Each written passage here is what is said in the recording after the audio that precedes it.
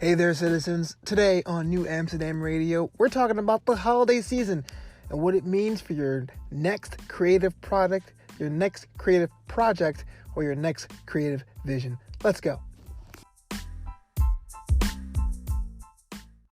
I gotta say, Knew Amsterdam Radio is brought to you in part by Anchor FM.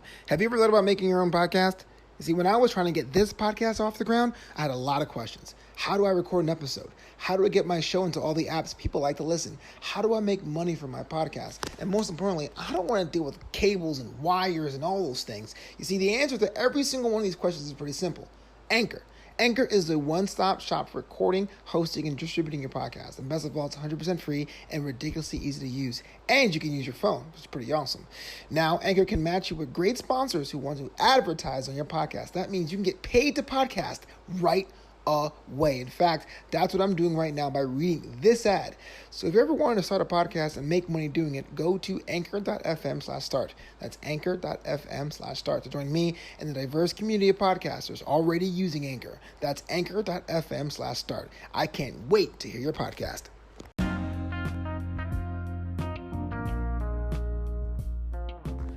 Welcome back, citizens. Knew Amsterdam Radio. It's your host, Flobo Boyce. You know, Knew Amsterdam Radio is doing great things in such a short time. And I want to thank everyone for checking out the show and telling their friends about the show and sharing it wherever you experience your podcasts. I listen to my podcast, this podcast, on Spotify and others.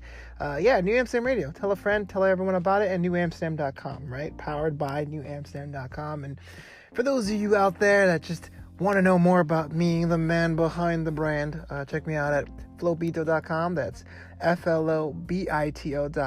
But enough of those pleasantries, enough of housekeeping. Today's episode is about the holiday season. I'm recording this the last weekend of 2018. We're fully in the midst of the holiday season, depending on what you believe and what you're looking forward to. We're pretty much at the tail end of it, the last couple days of Kwanzaa, the last days of the year, and then there's also the Epiphany for those of you who celebrate. So I know this is a transitional period for a lot of people, and we want to take a step back and think about what that means for your brand and your creative projects looking forward to 2019 and the time and the effort that goes with that.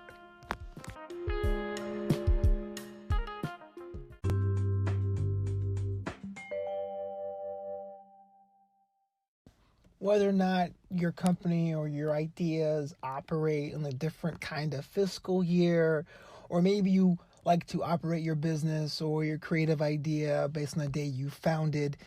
But what I like about the holiday season is that on the calendar year speaking, it happens towards the tail end. And while we're in the midst of being with our family and our friends and rejuvenating our creative batteries, it's very cool to take a moment to look at how far you've come over the past year and what that means for the next year and how you can improve and how you make your work that much stronger. I'm going to talk about my own projects just for a second. I know this year I dabble in the live entertainment space, as a stand-up comedian and as a mobile DJ here in the Southern California area.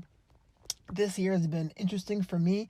I struck out as my own. I used to work underneath a much bigger company. This year I struck out my own live entertainment, live DJ company, and it had its own ups and downs. But I know the month of December, I looked back and I said, oh my gosh, I was able to really work on my own brand, really to collect clients' fees under my own umbrella. My work has gotten me as far as Italy this year, and that's something to be really grateful for. And I took some time to think about how I can improve for the next year. Now, I don't want to make this whole show about me, because really, that's not really entertaining. But I wanted to say that for you, for your brand, for your projects, for your new app, the things that you're working on, it's always good to look and measure what you consider successes and what you consider things you can improve on. And I know if you're an entrepreneurial person, and if that's your spirit, we have a habit of moving the goalposts, so to speak. We have an idea what success should be and will be for our idea or product. And once we hit that, we say, no, we want more. I want to be able to have this store open. Great. I want to have a sale. Great. I want to have a sale from a stranger. And before you know it, you're going, oh man, we only made $10 million of revenue. We got to make $20 million of revenue for the next year. Maybe I'm getting ahead of myself.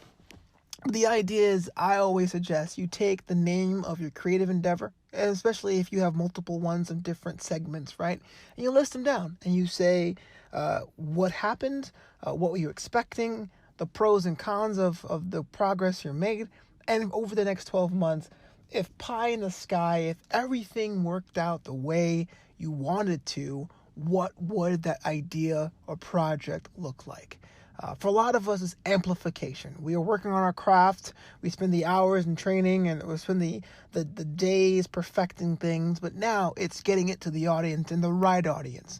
And I know that there's ways to do that via social media or via getting a write-up in local media or collaborating with someone who has a higher profile that can lift what's the phrase goes, like lift the rising tide for all boats, right? Those are other ways we can get our things amplified, get our projects and our work and our name in front of more people. It ultimately comes down to content creation, because even though you may want to sell your product or idea, it has to be backed up by something that is free and accessible. It doesn't have to be free in the general sense. It could be a transaction of give me your email address or sign up for this form to get more information. But then that can pay off for you. You build a client list, you build an interested party list, and how you really get to amplify your brand or product or service. For others, it's just perfecting it. You had an idea that was out of left field and trying to get people on board, and some people are the early adopters, but now you really want to make the version 2 of whatever that is. And you write that down this year saying, hey, look, I recognize the successes of getting this wild, off the cuff idea to fruition, but now it's time to really have it mature and really have it to appeal to more people, or have it out there being able to be sold or traded or shared. And I think that this is the perfect time to do that. It's time to collect ourselves, especially with regular business, with traditional business. They tend to be winding down too, their own hiring practices or their own hours of operation. And then everyone wants to have a fresh start with the new year, whether it's resolutions, whether it's just a fresh take or outlook.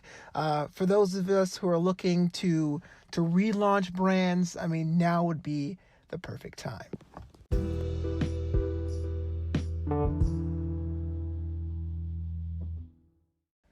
One of the cool things about having a year-end approach to different companies and different expressions is about how different brands reimagine themselves throughout the year. We always have a chance to look back at that, right? Branding really is the creative part of any product or service, and I always like to look at other companies to see what they're doing and how they are reinventing themselves. And I know we talked about this brand before on the show, but I like to take a moment here to speak about Uber, right? And over the past 12 months, a lot has been written up about the new branding expression of the brand.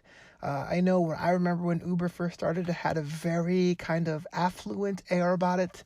Seemed kind of snooty in a good way.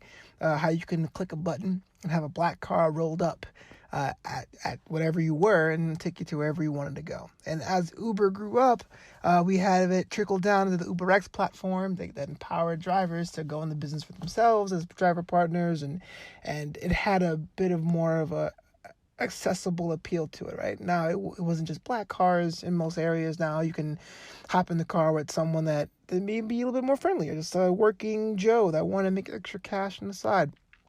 But the brand still kind of looked like it was a polished taxi service. And we saw before this year, there was a bit of a change to that, trying to focus on the digital aspect of the brand, saying it's not a taxi company, it's more of a technology and booking platform. So we saw the logo change. It became sort of the letter U, or Uber. It became like this square inside of a circle to show the connectivity of travel.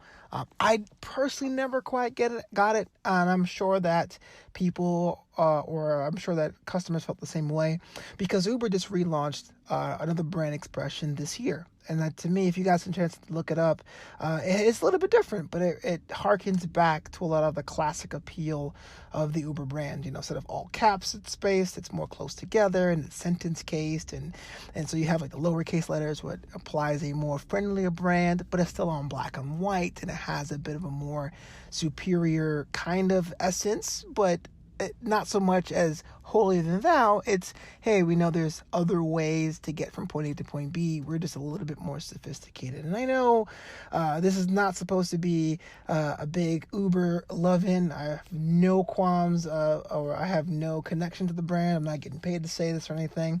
But I thought it was interesting that so many branding magazines and Adweek and CMO written up the changes because it was such a dramatic change for the brand that it had the balance of keeping what was working around, but improving on the product, improving on the expression and presentation of the product or service.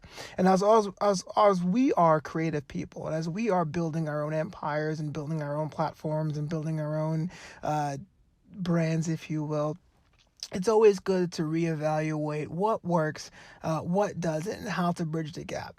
There's very, very few expressions where you can just drop what you're doing and have a bold 180-degree look.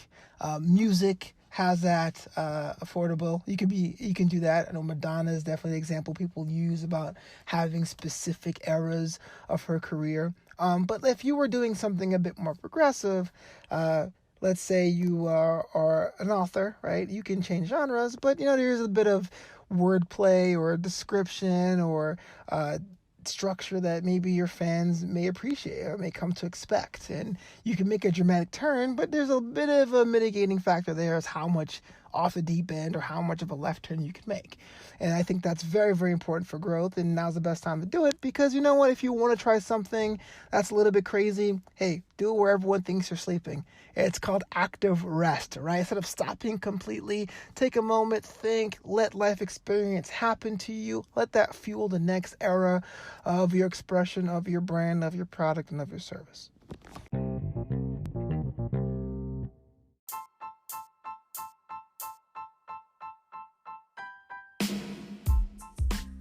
Thank you so much for listening to this edition of Knew Amsterdam Radio. Knew Amsterdam Radio is available wherever you experience your podcasts, especially on Spotify. Make sure you follow the program through that app.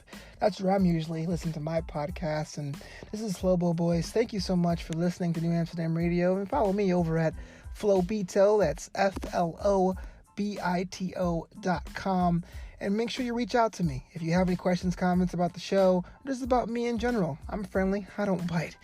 And until next time, this city is yours.